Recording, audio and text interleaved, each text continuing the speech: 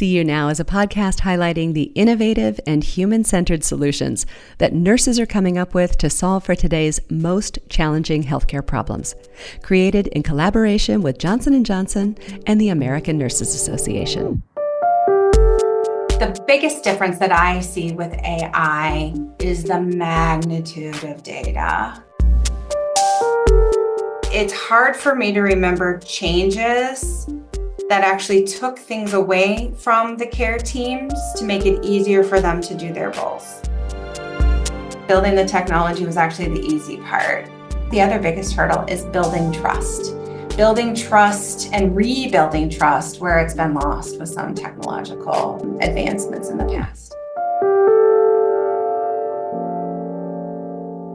Welcome to See You Now. I'm Oriana Baudet, and I lead innovation across the American Nurses Association, Credentialing Center, and Foundation. And I'm Rebecca McEnroy, executive producer for See You Now.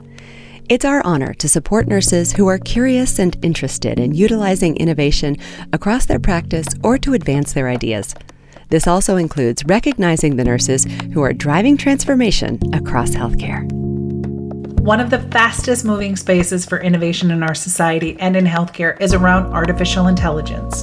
The promise of this technology is to improve workflow, reduce burdens, eliminate waste, and applications we've yet to even imagine.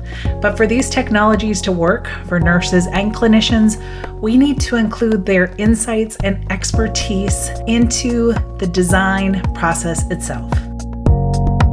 AI is not a one-size-fits-all endeavor. Administrative burden and documentation are cited routinely as causes for nurse and physician job dissatisfaction, which threatens the stability of our healthcare workforce. Physician documentation is relatively streamlined, but the breadth and complexity of nursing documentation requires unique AI solutions that make nursing work visible and capture and reflect the daily workflows, assessments, and care nuances of nursing. By engaging nurses in the development of AI solutions, we'll create technologies that solve real-world problems, improve outcomes, reduce nurse and clinician burnout, and earn the trust necessary for broader and more successful deployment of AI across healthcare. In this episode of our AI in Play series, where we explore how AI is being used to transform healthcare, we meet a nurse leader and system executive from the Mayo Health System who has built a robust infrastructure set up to foster nurse-led innovation.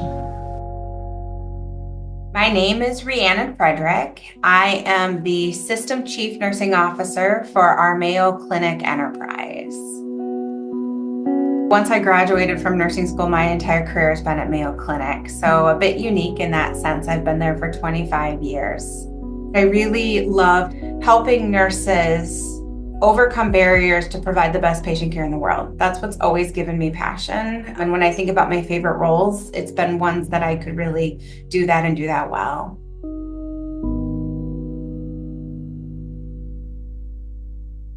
Well, Ryannon, it's wonderful to have you here, and I'm so glad we could coordinate this conversation. I would love for people to understand, because of the work that you're leading nationally and globally, how have you structured your nursing leadership team? And how does it look different? And how does that support all of your organizations and simultaneously support you to support your nurses? Because I think it looks a little different, and would love for people to hear that. I have an amazing nursing leadership team. So I'll start with what is probably most similar to other healthcare organizations. We have 4 CNOs, one for each of our destination sites, the 3 destination sites, and then one for our Mayo Clinic health system. They really lead both that operational excellence from each of those areas, but they also are leading some of these teams that are bringing those ground up ideas specific to those specialties, specific to those practices. So that would be those first roles. The second ones are the enterprise roles or the system roles that report directly to me.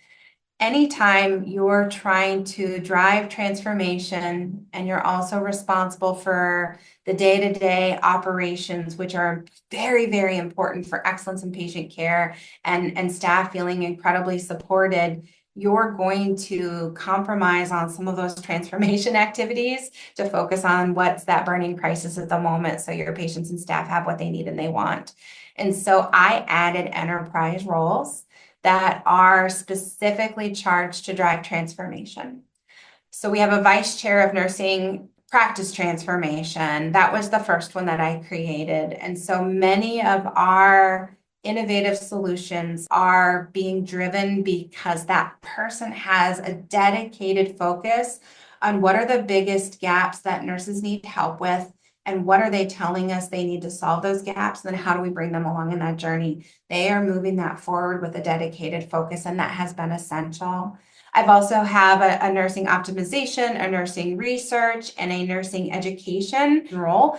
And each one of them are really accelerating how we move forward transformation. So while we have a dedicated transformation role, I would say everybody understands that transformation is part of what they need to do. So for example, our nursing optimization role, staffing and scheduling is one of the most important things for a nurse to have that work-life balance. And so part of what they're charged with is how to make that easier using the technology. We've got work automating some of the shift flexibility with swapping shifts. And while that's incredibly important for the nurse to be able to have ease in that, because our lives outside of work are incredibly dynamic and they need to be able to flip on a dime, it's also a huge burden for managers and takes a ton of schedulers in the traditional sense, because it's very people focused. The process is very people focused, and there's a lot of potential where technology can help. So those are some examples of how even our administrative functions can be better to make things easier for nurses and easier for our leaders in nursing. Research, I would be remiss if I didn't mention research, because we believe firmly that we need to have scientific evidence to show the impact and the change that all of this transformation is making. And we have an incredibly robust program of nursing research at Mayo Clinic that isn't just supplementing the work by showing the evidence, but they're actually embedding scientific inquiry into each of our individual nurses across Mayo Clinic who have an interest, so that they, as they're thinking about, I'm delivering care with my patients today, what are the clinical questions I have? What's the challenge? What's the problem? And they're building that research mindset into them, so it's embedded in how we do our work in the future instead of an extra layer on top of that. And again, right, it's all of these layers that you've created to advance lots of different aspects of nursing. And, as you talk about transformational leadership and stepping into this space of supporting nurses to be able to innovate while navigating the complexity of the healthcare system, it weaves us into this space where there's a lot that nurses are up against. There are a lot of really big challenges across healthcare. We also have this conversation around burdens that nurses have to navigate as individuals and as a profession. So I'm curious, what are your thoughts there? What do you think those challenges are that nurses are navigating today? Some of the same challenges that nurses are facing in providing care are the same as what our country are facing, what the world is facing. The world around us is harder. There's a higher degree of incivility, violence. People struggle when they disagree, have differences of opinions, how to navigate and work through that together. And nurses see that every single day in their work and their jobs as well. And so it's all those complexities of healthcare. It's all those complexities of our entire healthcare system, but it's also the challenges that we just see socially on a broad scale that are coming forward to nurses as well. And I really think that hits that team hard, not only because they're trying to help people and patients who need help, but on a personal level, their friends, their families, their kids, they're often the ones that are struggling with some of those issues too. So it's almost like a double impact to them. When I think about my career as a nurse in the last 25 years, it's hard for me to remember changes that actually took things away from the care teams to make it easier for them to do their roles. Most things have added more. And so I think that is one of the biggest challenges and burdens. It's harder to have that human connection, spend time with your patients. It's harder and harder to do that because of challenges like documentation burden, like regulation that is required but is questionable value at times.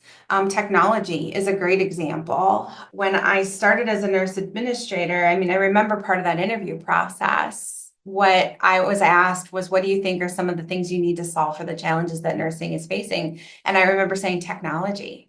We need to think through technology and how to bring it in to supplement and support the nurses, because we're not doing that today. And when I think about my journey from then to here, I have brought in technology more than once that has been that additive. You delved into this space of technology and of those burdens, and the how we do technology really matters. In your role, can you share examples of how you have seen technology not done well? We had a tremendous issue with pressure injuries in one of the organizations that I work with. And it was one of the roles where I was a CNO. And so we brought in a device which really monitored. It was just it was very rudimentary technology, but it really just monitored the patient and their movement to understand if they were moving enough to offload pressure effectively. And in a world where you have pressure injuries, you're looking for any solution to help the nurses solve that. So we brought that in. It was seen by a nurse at a conference. A nurse brought it forward and was a champion of that solution. But reflecting back, it was a single nurse. And so there's opportunity multiple places along the way with this example. There's opportunity. What this device did was awesome. It had like a light indicator on it. It was kind of like a red, yellow, green. And so the nurse could walk in and at a glance could understand if it was time for that patient to be turned again or not. So what we saw immediately with that device was that nurses didn't trust it. We would come in, the light would be red, we'd work with them to try to understand what's going on, how can we help? And what we kept hearing over and over and over again is that they had turned their patients. The light didn't move from red to green, and so the device was faulty. And in exploration of that, what happened was that the nurse wasn't getting an effective rotation of the patient to truly offload pressure, which is why it wasn't moving. They were doing their work, right? I turned my patient. I am committed to solving pressure injuries, and they did, and they are. But the system, we had flat pillows, like everything around them wasn't setting them up for success. And you have to have big fluffy pillows in order to help make patients maintain that rotation. So that's just one example where the technology to the nurses, first of all, it felt faulty. It felt like one more thing for them to manage because they weren't, in their minds, they were repositioning the patient, not because the patient needed it, but because the technology told them that they weren't at green when they needed to be at green. And they just didn't buy into it. So then we'd walk into the rooms and the little device would be on the side table instead of on the patient. So, I think that's a great example of where technology was not done right. We didn't pull the nurses enough in to understand where they were at with the challenge and the problem. Was this going to be an effective solution in helping them move forward? We didn't have them championing it. And then I would also say there were real problems with how that piece of technology incorporated within their workflow. And it felt like one more thing for them to manage and added more work. And so that is, I think, ultimately a huge lesson learned for me. That is the example that actually shaped how I am moving forward as a CNO, frankly. Because if you just give nurses more and more work to do, especially when it's work that they already think they're doing, that's just a recipe for disaster. It doesn't help the patients, it doesn't help them, and it doesn't make sense to them. So why would they engage? And so when I look back, there's so many different things that I would have done. And I would just say, as a nurse executive today, we really believe that nurses should identify the problem that we're trying to solve. The technology that's brought forward to solve it should be designed by nurses for nurses. And so you hear us say that a lot at Mayo Clinic. When we bring on solutions, they will be built by nurses for nurses. and really continuing that mentality and taking it to the level of, I don't want tech companies to come in and say, here's the tech, we want you to test it and give us feedback. What we're saying is that nurses will have a part in making decisions about the functionality of the technology, because too often you see counterparts in our industry who say thank you for the feedback, but don't actually incorporate it. And so I want every single Mayo Clinic nurse to know that their feedback matters, and then that changes how the technology is developed and brought forward so that they can see the direct results of their feedback. Because I believe that that feedback changes patient care. It makes it better. By making it easier for the nurses, by making it better and listening to them, you make it better for patients. So that is how that one experience has really shaped how we've moved forward as an organization when it comes to incorporating technology into our workflows.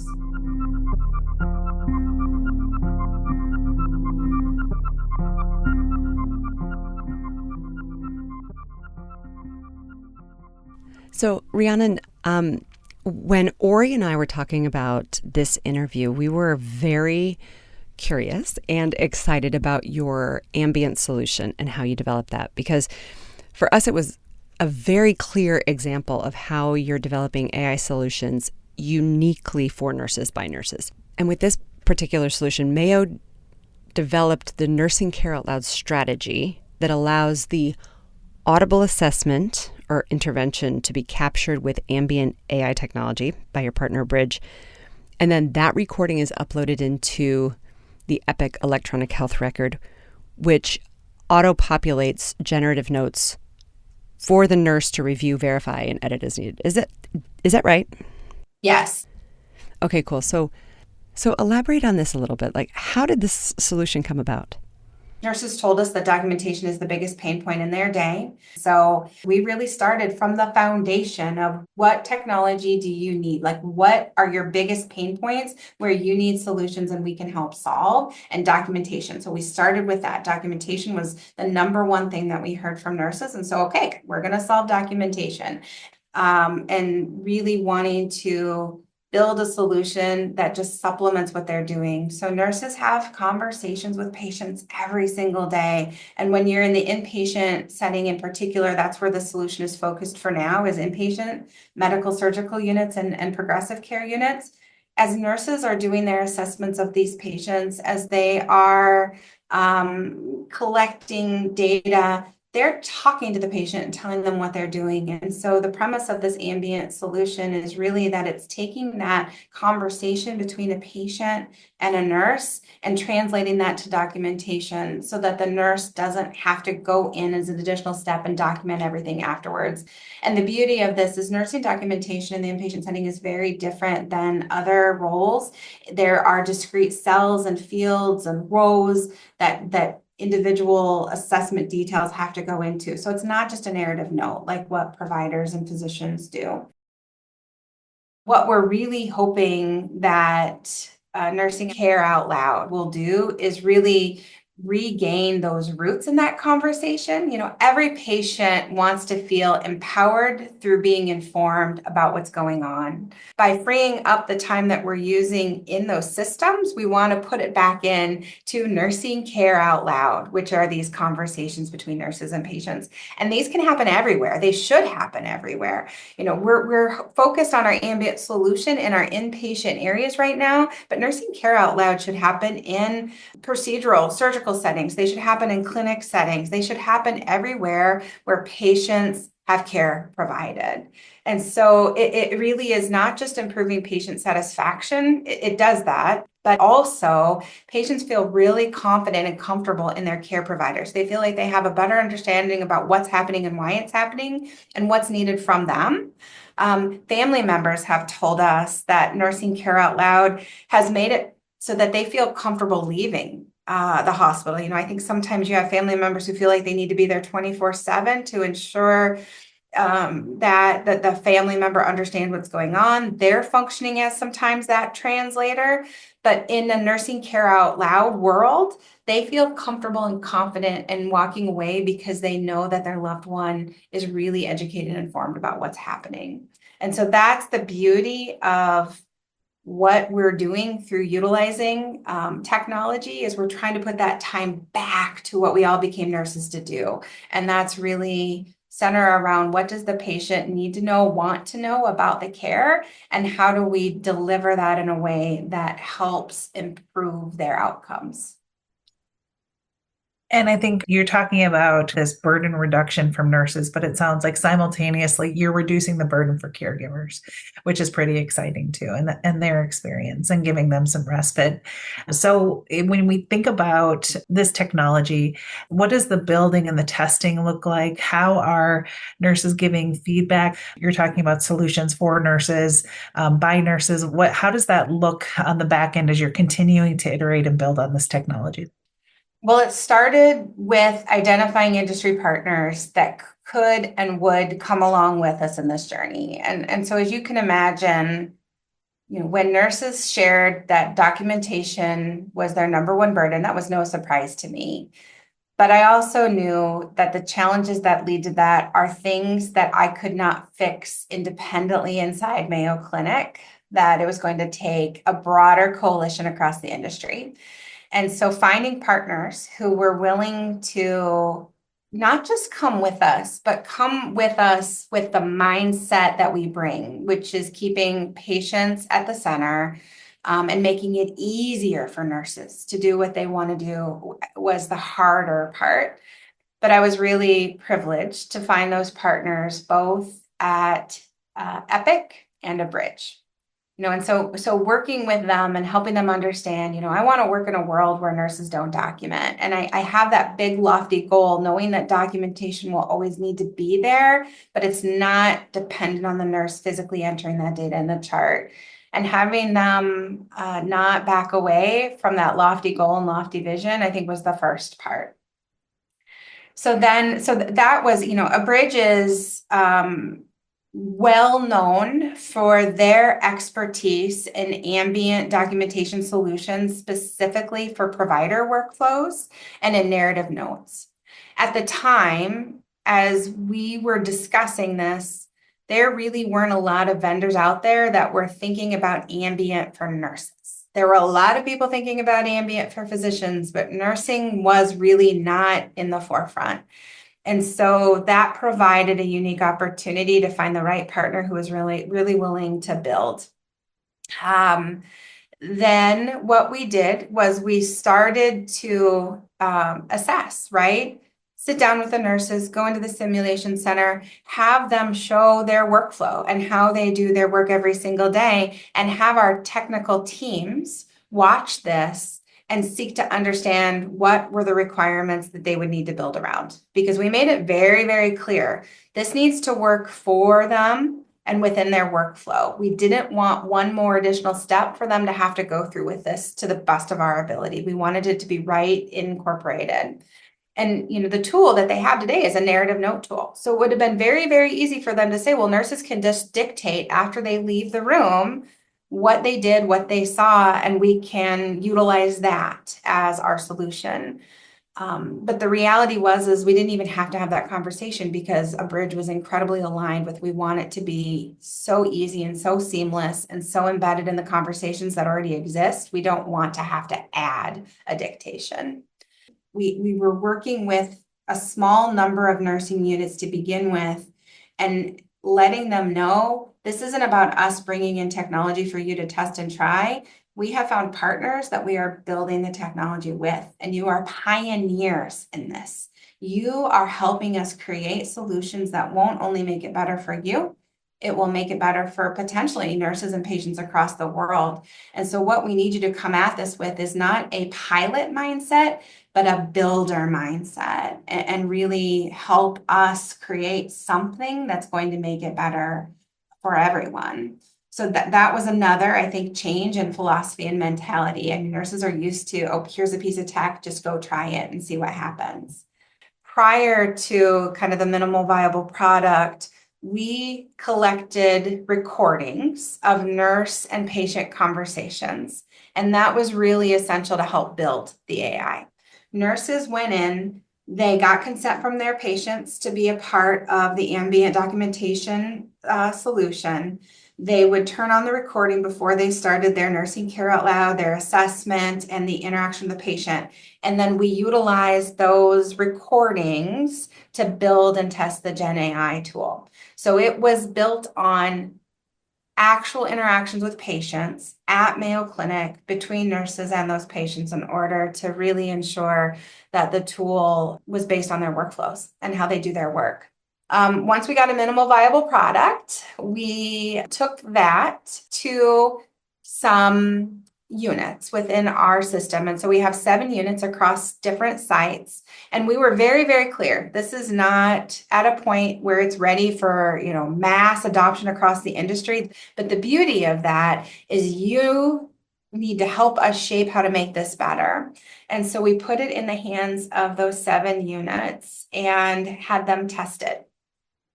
What happens is the nurse goes in, they nurse out loud, they come out of the room and they look at what the proposed documentation is. And within that proposed documentation, they have to either accept or decline the information that's there. And if it's inaccurate, they tell us why. They tell us what we missed. And so that is one way that we're constantly making the technology better. I would say like watching their workflows both in real life, but also in simulation centers to kind of test early iterations to understand what works and what doesn't work, and taking that feedback from them and making palpable, visible, tangible changes to the tool based on what they told us, and making sure that they see, understand, and feel those changes has been huge. We're not mandating use of this tool. And I think that's really important because most healthcare organizations, when they bring on a new technology, it's not a choice, it's a must, it's a have to. And our approach at Mayo Clinic is we want you to use this tool because it delights you, because you love it, because you cannot imagine your life without it. It makes it so much better for you and your patients. We're not forcing it. And so seeing the beauty of peers who have that experience and who are delighted and who love it, and then who are trying to bring their other peers along who are more hesitant for a variety of reasons, I would say that's another kind of method to our madness, for lack of a better word. I mean, I really think in order to build trust, we have to take away this kind of you will use this and this mandate, and give them the opportunity, because right now it is that we need to rebuild trust in order to bring them along into the future. And we've got to prove that what we're adding actually helps and doesn't hinder.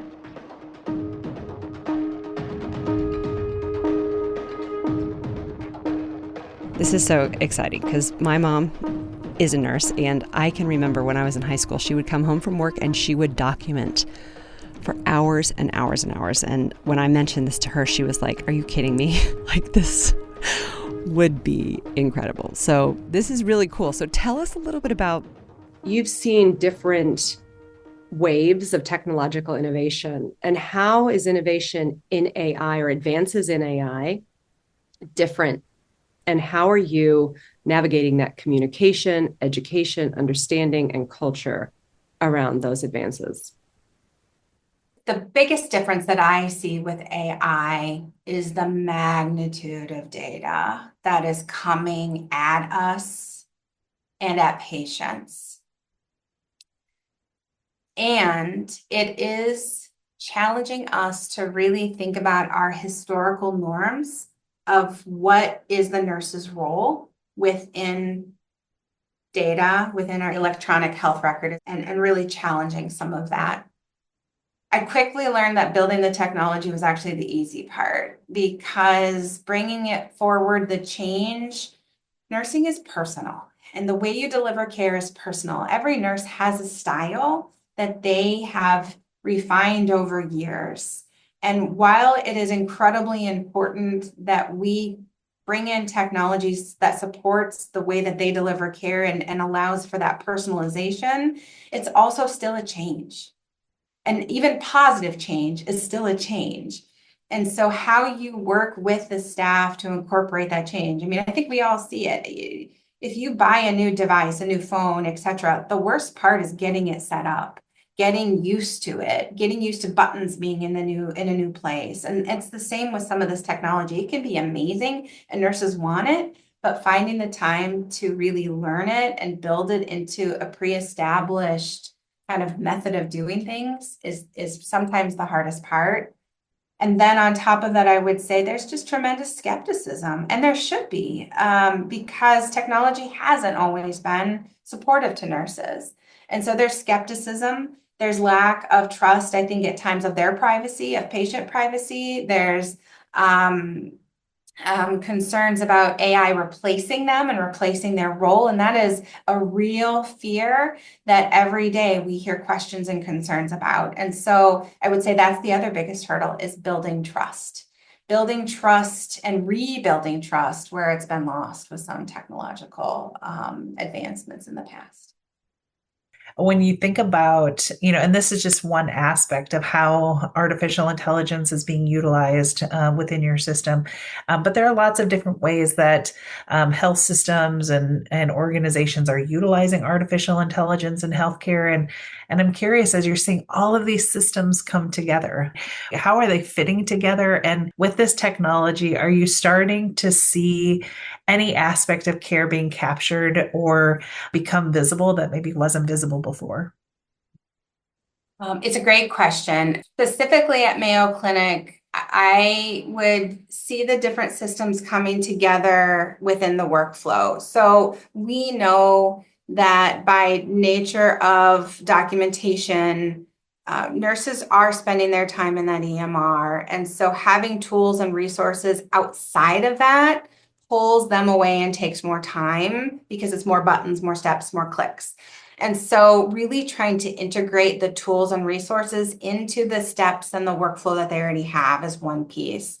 So for example, we just finished creating a tool called Nursing Virtual Assistant. So this was meant to solve, nurses are telling us, I only put down an NG tube twice a year. And when I need it, I struggle to find the policy statements, the procedure statements, my Lippincott resources. I struggle to find where those are located because I don't use them very often. And so we really wanted to take away those minutes spent digging for resources. This is important for today, but it's also important for future because we know that as healthcare is changing broadly, patients are going to change, where the complexity of care and where they're staying for their care, whether they're at home or in the hospital or in the clinic, that's all going to change. And we're going to have to upskill staff more quickly to be nimble in caring for those complex patient needs that are quickly adapting.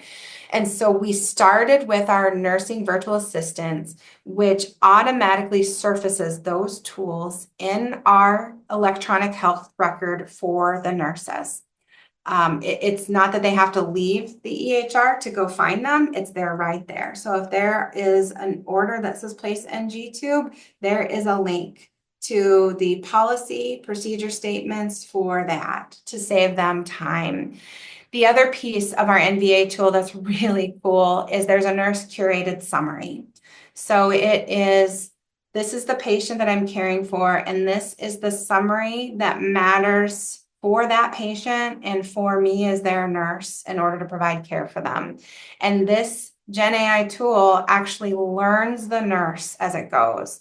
So if it's a nurse who is in a psychiatric unit, it knows what's important for the care of the psychiatric patients for that psychiatric specialty nurse. If it's a nurse in the cardiology unit, it knows what's important there. Because there are different pieces as they're planning their care of the patients that matter to them.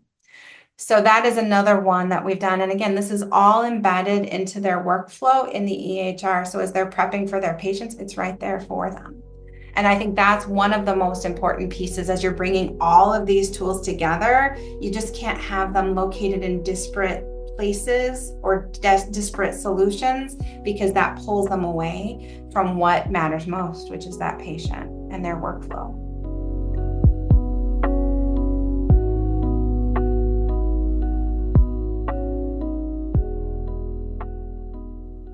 Well, all of these are examples of different types of emerging innovation that we're going to continue to see across healthcare as it relates to technology. And one of the things that I'm always having conversations with people about is that there's so many different types of innovation, more so than technology. It goes into, as you were talking about, your leadership structure. As we look at the innovation around research, the innovation around care optimization and workflow transformation, technology, all of this different work that your teams are leading. So what are your thoughts around innovation and its importance to healthcare and how that's playing out across the work that you're leading? I think every nurse has the ability to be an innovator, and innovation doesn't have to be, and in fact, probably most often shouldn't be that new flashy technology that they're bringing in. Nurses every day have the ability to see an opportunity and innovate to solve it. And so that might be a change to workflow. That might be digging through the evidence and understanding what evidence-based practice supports and altering it. It might be if evidence doesn't exist, how are we going to test and try new interventions and then ensure that we understand the outcomes and create the evidence to support if it worked or didn't work. And I would say that's our approach. Every nurse is an innovator. Every nurse has ideas. I mean, we've had amazing ideas from nurses that have used equipment and it doesn't work perfectly for them. And so they have ideas of modification. So how do we help them submit patents for their ideas? How do we help them prototype? I mean, every nurse has the ability to be an innovator, and innovation, I think, at the local level and at the point of care is just as important, if not more important, than the big system transformation. And that's where, I mean, I would encourage any nurse leader you can do that today. It's happening already. And so how do you support those innovators? How do you understand what's happening? How do you share that work? Because I think some of the hardest part for nurses is they have ideas, but they don't know where to take them or how to take them. And so that's one thing that you as a nurse leader can do to just help expedite transformation within your walls and nurses feeling supported as innovators without an entire structure, without some of the huge institutional support that you need. You can help people every single day. It's within your means. And you're on this journey of transformation across your organization. And when you talk about the importance of nursing ideas and why that's critically important to every aspect of care that's delivered, how are you formalizing this process of creating that culture of innovation for nurses? And then what are those specific opportunities that you've created or pathways for nurses to be able to do that? What does that actually look like as far as physical structure as nurses are trying to figure out where to bring their ideas to next? We have formal processes that we've created that are intended to really support nurses as innovators. So we have Nursing Innovation Connect, which is a place where nurses can submit their ideas that they have, but they really don't know where to go with. That, I think that's one of the hardest parts. I have an idea, I don't know where to go, or I have an idea and I've spent a ton of time on trying to figure out where to go and I'm stuck and I don't know where else to try. So Nursing Innovation Connect is a group of people who, when the idea is submitted, they can say, okay, let's look and see if there's any other patents that have been submitted on this idea. And if not, how do we help this nurse with their patent submission? We have this idea, there's a company who's already creating it, but maybe we can connect the two and build up the execution of it a little bit differently. It might be the nurse has a great idea. That's a process. So let's connect them with their local leader who maybe they didn't know or ask, and let's see what we can incorporate within their work unit. And then if it's successful, do we spread on a bigger scale? So I would say that is the first process that we have in place What I would also tell you that's a formal part of the process is we are trying to tell these stories like you wouldn't believe. And not me telling the story, but the nurses telling their story. So we have forums for our staff. We have, at times, we have media externally who wants to hear about nursing innovation, and we really want these nurses to be their voice. And so we are trying to have these individuals share not just their work, but their excitement and their passion, because I mean, not every idea is successful. And seeing that lack of success as a win because we learned something from it and we could pivot and move to something different, I think that's another thing. I think nursing has a kind of a mindset sometimes of if it wasn't successful, we failed. And the reality is that every opportunity, whether successful or not, gives us the opportunity to learn, and nurses will find a way. They will find a pathway forward. And if one pathway wasn't successful, then we might need to pivot and take a different one. And so nurses are really, really good at showing that persistence, showing that navigation, and showing that determination. And when you think about leading this work, supporting this work, another aspect that a lot of innovators get into is around intellectual property. So I think you guys are doing something really unique in that space too. So when you take it even further into that space of intellectual property, what does that look like there? Yeah, our intellectual property at Mayo Clinic, but also of the individual inventors, we protect that. We do not give it away for free. We do not give it away without a goal to improve our care and our processes, both internally, but also for others. So we have a process that we work with where we assess industry partners, and we look at them to understand if they have technology that's already available, do we just purchase it?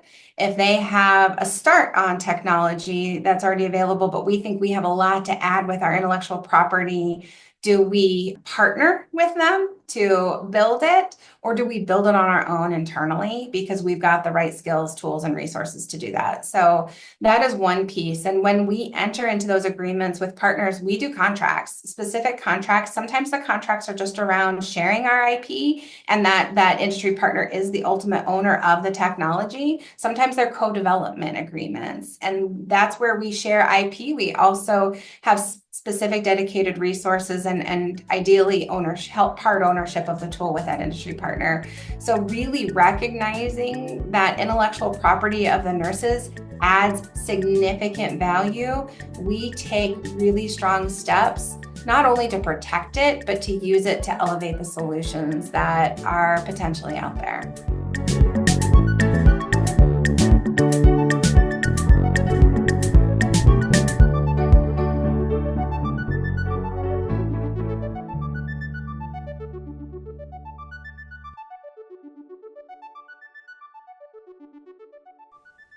Well, first of all, it's wonderful. It's wonderful to hear how you're implementing change, and all these things are fantastic.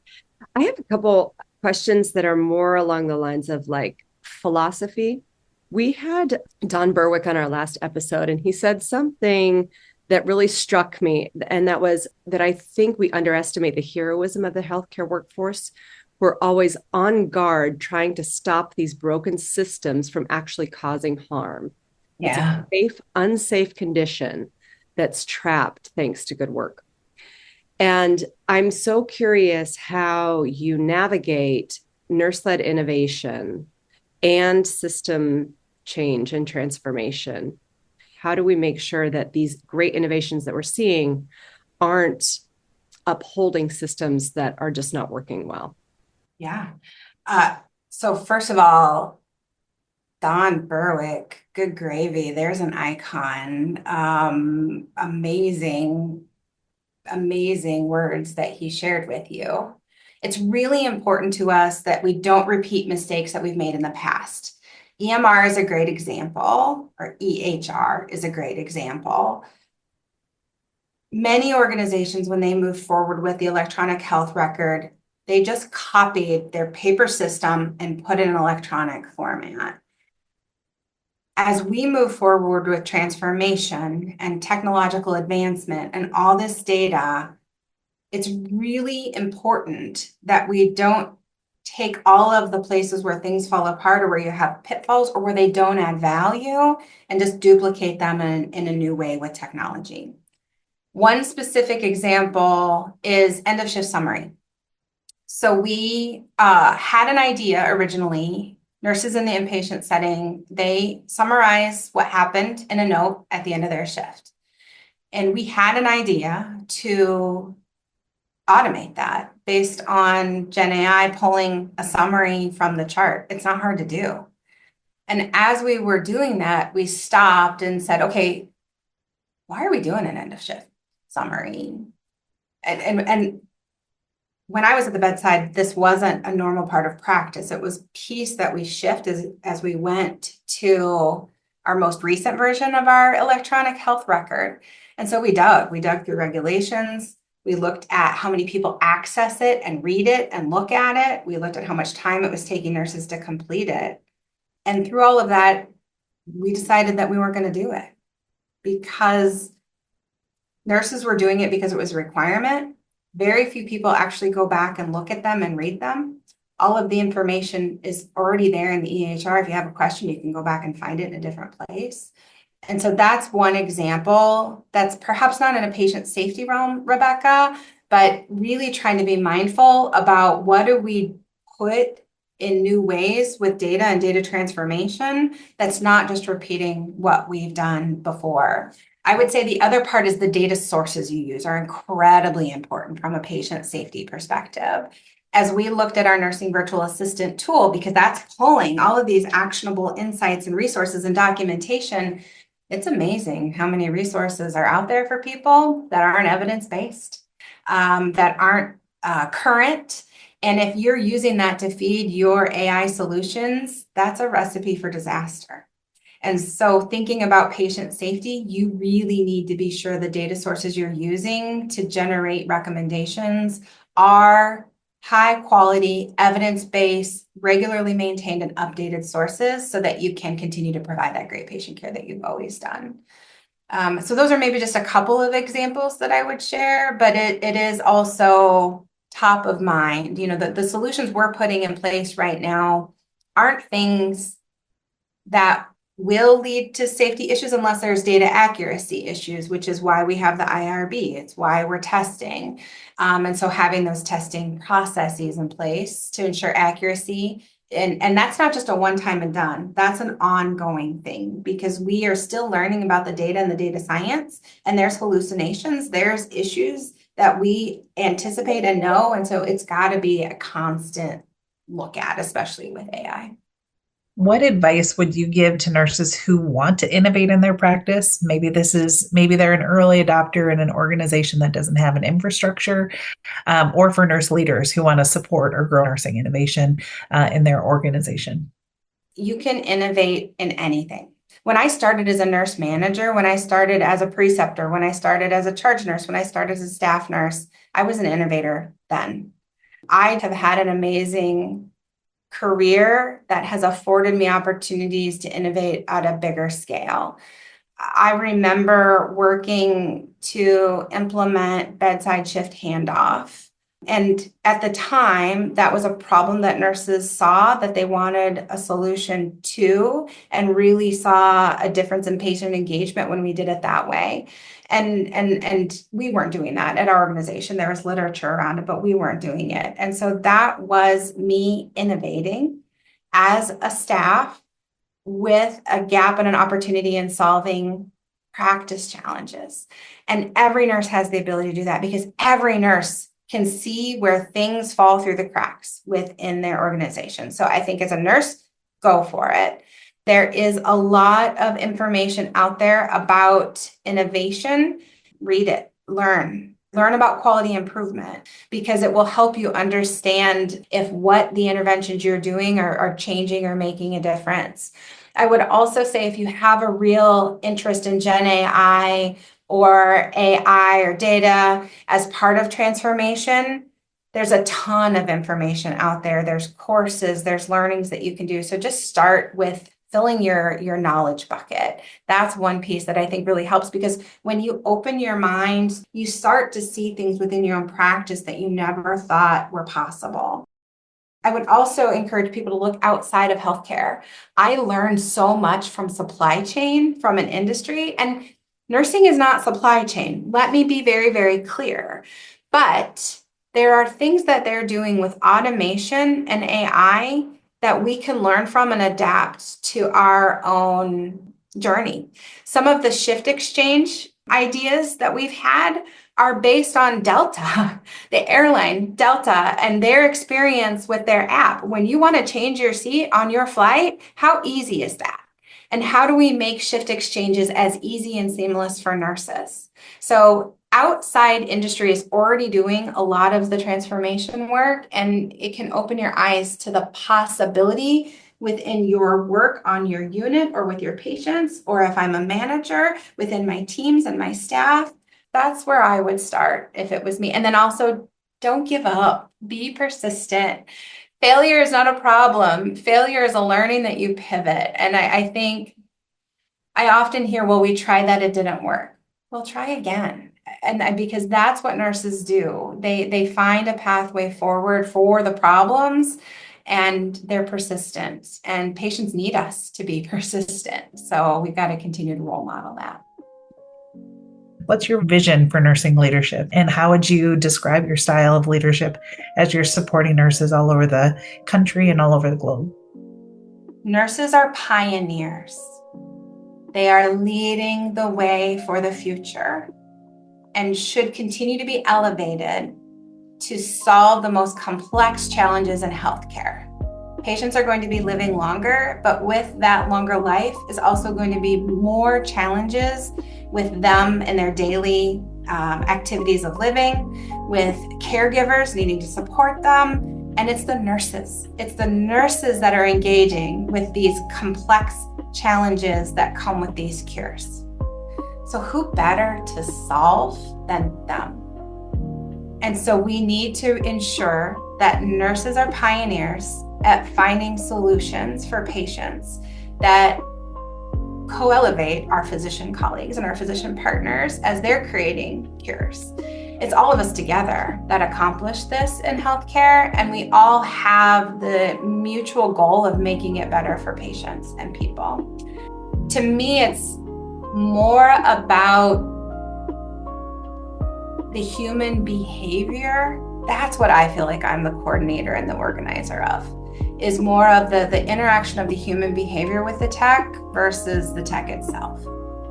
Yeah, I mean, ultimately what I want nurses who stay in patient care, who stay in the profession for their life. I love being a nurse. There's no other career that I would ever want. And it breaks my heart that we as a healthcare industry have created this environment that is so difficult. And there's so much opportunity to make it easier and better. And part of it is creating the tech, but the harder part is getting the tech to work for the people. And that's where that behavioral health component comes in, is really understanding that connection of the humanity with the technology.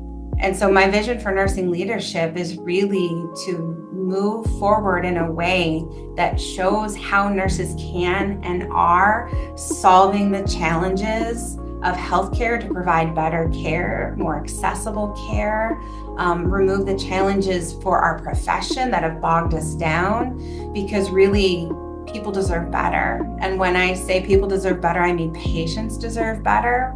I think healthcare providers of all kinds, nurses and beyond, deserve better. And nurses are closest to the patients, and they're at the center of the care team when we're doing all of this work. So who better to solve than them? We need to reinforce the radical curiosity in our profession, and how we need to just constantly question the status quo, because nurses are innovators.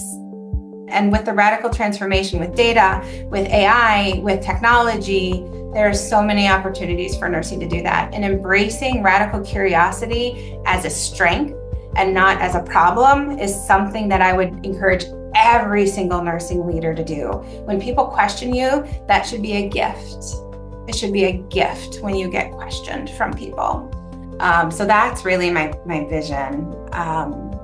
Nurses have that radical curiosity and they have the ideas, but they also have the fortitude to see it through. And so we need to empower them in every way possible so that they can continue to do that. Special thanks to Mayo System Chief Nursing Officer Ryannon Frederick. Together with her teams and partners, she is pioneering the design, rigorous testing, and careful, thoughtful deployment of AI healthcare solutions aimed at ensuring nurses are not only practicing to the full extent of their capabilities and licensure, but that their expertise is recognized and utilized in developing AI tools. As technology advances, nurses and clinicians need to work and think differently, collaborate in new ways, and adapt to a changing environment to solve problems for patients and healthcare workers. As we race towards this AI-powered future, it's crucial to be aware, involved, intentional, and transparent about how we design and deploy AI.